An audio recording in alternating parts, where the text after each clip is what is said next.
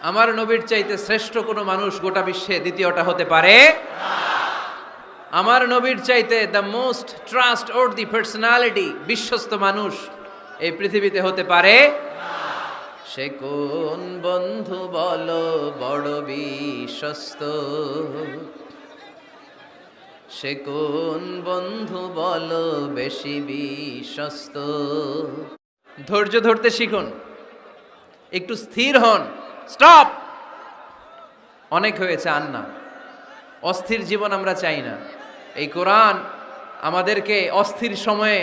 স্বস্তির বাণী শোনায় ঠিক কি না কিসের বাণী শোনায়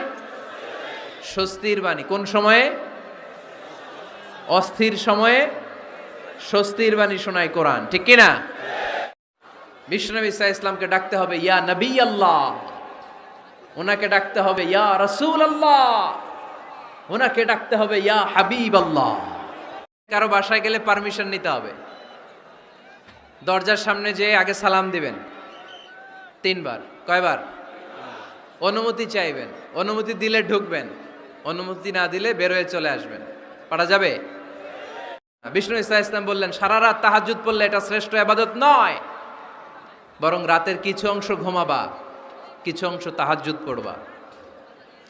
আইয়ামুল বীজের রোজা রাখবা সোম আর বৃহস্পতিবার রোজা রাখবা আরাফার রোজা রাখবা আশুরার রোজা রাখবা শাওয়ালের 6 রোজা রাখবা